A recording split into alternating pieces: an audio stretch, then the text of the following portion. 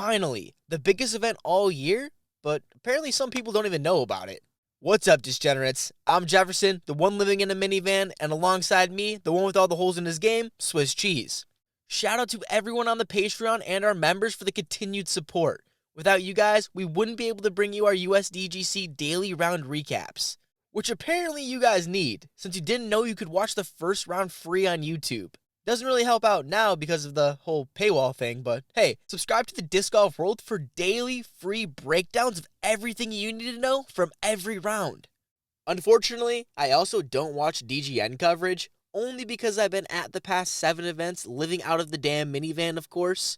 But Hunter from Foundation made a post saying he wished the first round being free on YouTube was promoted more, and he had no idea it was live until hole 11. And when you're one of the biggest disc golf content creators, you think you know that. And he wasn't alone, as many people also replied to the post saying they were unaware. And I would be lying if I said I didn't think the lack of promotion was one of the biggest problems of the DGPT. It's far too common people don't know what's going on. From people in the industry, fans, and clueless people on social media. I mean, we got people still wondering why these points don't count for the championship. To say you can't remind people too much would be a massive understatement. And then we have some fans who aren't quite over the paywall. And as our sport grows, what should be free versus paid will continue to get more and more blurry. If not next year, we're getting closer than ever before Jomez is no longer available free next day. I mean, the people have clearly spoken about being okay waiting and not wanting to make the jump for the obvious reasons. The biggest problems being the poor quality, technical difficulties, or whatever else we had to touch on this year alone. And when the solution is already available to a more convenient time, watching at your own leisure, with arguably more liked commentary and flat out better quality, you'd have to be dumber than Fishman 1 here to not want to get those people to be forced into your subscription service. But hey, that's what the Disc Golf World's here for. Okay, enough of that nonsense. Let's talk about how weird it is that someone can make the Mando and then Uno reverse it just like that. You can unmake the Mando, though. That's true. Hopefully that stopped in time. He made the Mando on the correct side, but the tree slowed it down, so he rolled back on the incorrect side. With the new rule, he's headed to the drop zone. I wasn't even sure if it was worth bringing up, but now that you know about it, let us know your thoughts in the comments. And when you're down there, might as well just hit the subscribe button. I know you're not going to want to miss out on tomorrow's Day 2 recap. Feels really weird for me to say that he made the Mando by, going through the intended gap. One would call that, the Mando. Only for the disc to roll back not through the same gap, instead on the other side of the, again, Mando, yet this still counts as a miss. How the hell does that work? Because again, the disc crossed properly, but curled around the back. Literally not through the gap, which again, could also be called the Mando. See there, DGPT? Can't remind people too much. I know it's in the rules and all, but it's as right as Mr. Robinson only caddying for Isaac. On that note, Swiss, hit the people with the FPO recap. But before that, if you have the chance to help out for the Hurricane Fund, please check out the QR code and the link will be in the description. Thanks so much, Degenerates. The ladies came out to Winthrop Arena with the wind blowing as hard as Joker 2, resulting in lower scores, numerous OBs, and scoring swings that saw more movement than when Jefferson eats anything dairy. Fans saw Swedish pro and USDGC first-timer Amanda Lennartson and Haley King jump out to early leads. Both kicked off their day 1 with 4 unders on the front half. Lennartson helped by being the only one to birdie hole 5 on the day, while Haley used back-to-back eagles on 8 and 9. Only to have back halves that both would rather me not touch on whatsoever. But that was how many rounds would carry, as that amount of wind on a course needing that much touch, while also adding stroke and distance on top, had many players' scorecards simply just blow up. You only have to look at defending champion Holland Hanley's hole 8 to see the damage. I mean, there were 159 OB strokes on the day. Even scarier than that was those stats should be even worse, as there were still 4 cards without stats altogether. All this resulted in plenty of separation, as only 9 women scored even or better, 6 of which who were born outside the US. The best would be Evelina Salonen, who continues to dominate off the tee like she's done most of the season. Led in birdie percentage, parked, C1 in regulation, and was only behind Owen Scoggins in tee to green. More surprisingly though, it would be her putt that she would lean on during the day. So much so it had her buddy/caddy James Proctor chuckling at points.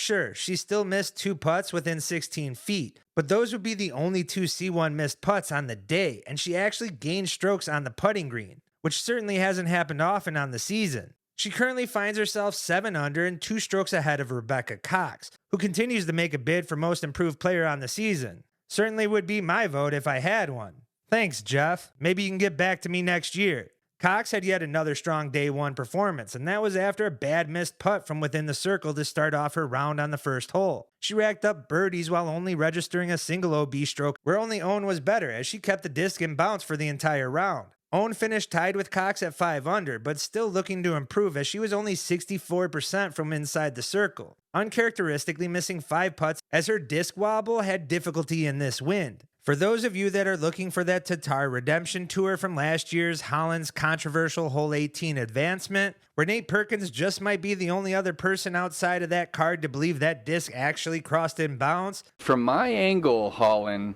your disc hit in bounds, and it was pretty crystal clear to me watching. We'll be happy to know she made lead card and is currently only 3 strokes behind Evelina. Statistically, Tatar was near the top in every category and only scored 1 less birdie than Evelina.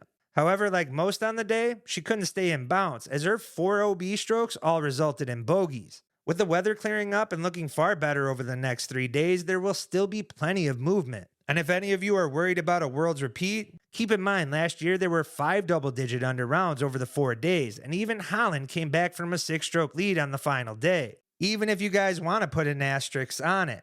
So look for the action to kick off even more so starting tomorrow. That's enough from me, so let's send it back to Jefferson. Over on the MPO side, my former employer Drew Gibson would find the lead card after barely squeaking into the tournament. But as any true disc golfer would, since Drew didn't qualify, he took his skills to the course to prove he belonged, and just in case things went bad, made a YouTube series about it. And shit, since he's doing good, might as well keep it up. Drew talks about himself better than anyone else, so go check out his perspective on his channel. The other YouTuber to put up a 7 under Ezra Aderhold would have his only blemish coming at hole 6 after an OB drive. He didn't quite end up making lead card, but that's what happens when you miss the mandatory on 15.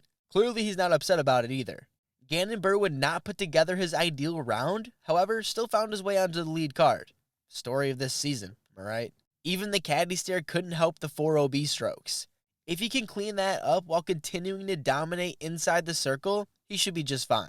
And we haven't even mentioned if he would have connected on any of the other 6 attempts from Circle 2. Although he clutched up with the 75-footer on 16 to save the par. Isaac Robinson doesn't care if people call Winthrop a forehand dominant course. Actually, he's never even heard of that thing people call a sidearm. But birdies? Yeah, he's heard of at least 10 of them. Wouldn't be a tournament if Isaac didn't get an easy spit out.